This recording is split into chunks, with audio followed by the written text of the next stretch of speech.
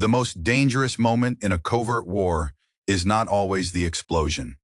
Sometimes, it is the silence that arrives afterward. A campaign can look unstoppable, cutting through commanders, scientists, ministers, and hidden operators with frightening confidence and almost mechanical precision. Then the pattern breaks. No announcement explains it. No official admits weakness. The machine simply stops moving, and suspicion fills the gap. That silence is where this story begins, because abrupt pauses in secret wars are rarely accidents. Something usually changes behind the curtain. The information behind this account came through Pakistani military intelligence, according to the channel that received it.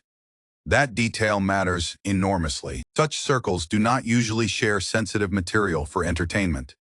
They speak carefully, and only when they believe the route is trusted. Contacts across South Asia and West Asia suggested the message was delivered with one condition: do not twist it into theater. It had to be carried seriously, without exaggeration, without cheap drama, and without turning intelligence into a circus wearing night vision goggles. The central question sounds almost like a spy film, but it belongs to real geopolitics.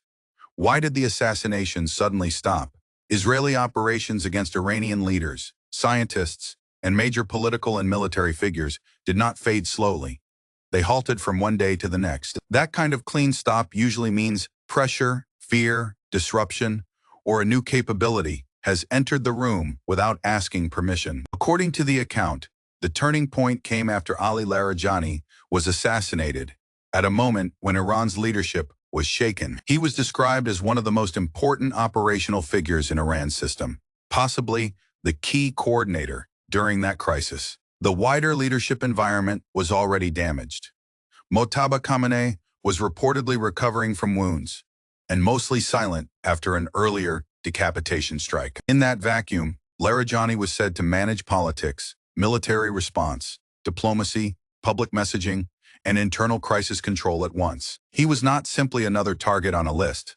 He functioned like part of the system's central nervous network under extreme pressure. The campaign planners appeared to believe that removing enough leaders would leave Iran confused, exposed, and easier to control from outside. But the calculation failed.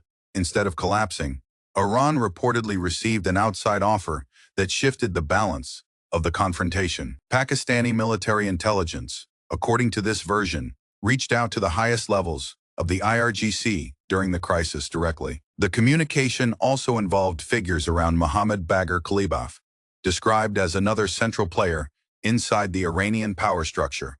Then, the message was blunt. Pakistan could help Iran understand and deal with the problem that was hunting its senior figures. Pakistan had its own experience, and it had reportedly benefited from major Chinese assistance in counterintelligence and electronic warfare work. With that support, Pakistan had built a sophisticated technical center between Islamabad and Rawalpindi, focused on hostile kill chains and signals. This was not described as a symbolic office with polished signs and sleeping computers.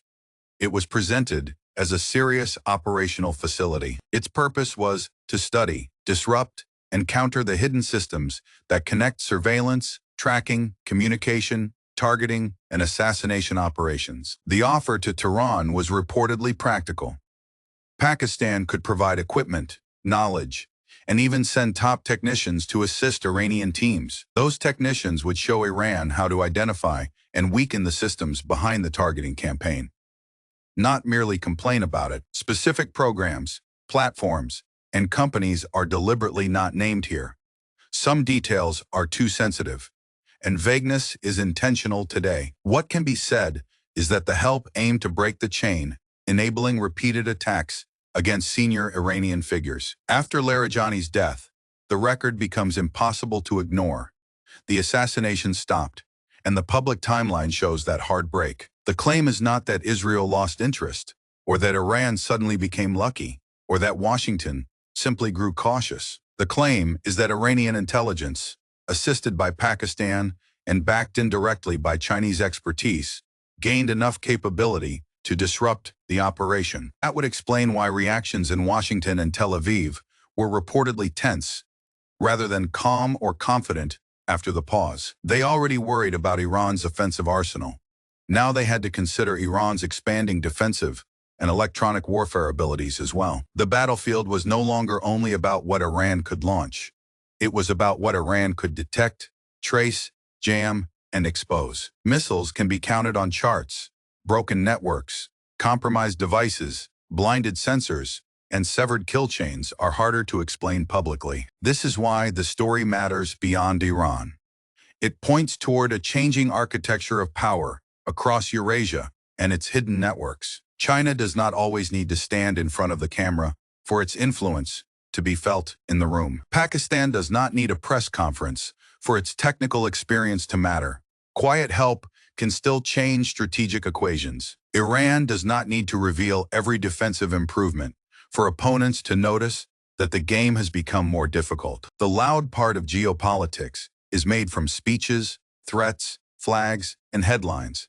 The quiet part is made elsewhere, underground. It lives in signal rooms, engineering benches, encrypted exchanges, and systems nobody admits exist until those systems suddenly stop working. Naturally, this account will face criticism.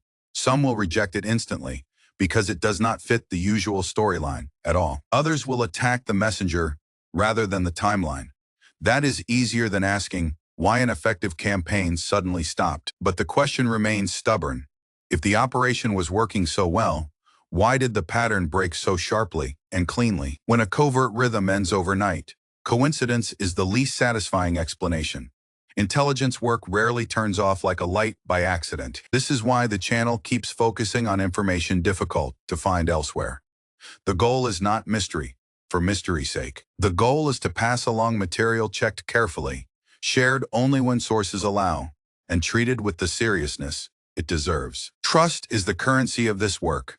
Sources must trust their words will not be distorted into entertainment or propaganda. The audience must also trust that the information is not casual speculation wearing the borrowed suit of intelligence analysis for dramatic effect. From there, the discussion widened toward the confrontation involving Iran and the United States and the forces driving the crisis. The question became simple but heavy. What major factors pushed the situation into its current dangerous shape, and who misread whom? Donald Trump, as framed in the discussion, now appears eager to escape a confrontation that he helped create in the first place. That is the trap inside many pressure campaigns.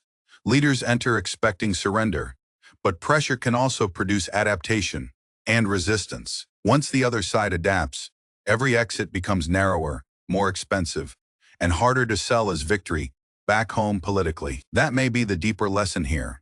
In modern conflict, the unseen engineers can be as decisive as the visible generals.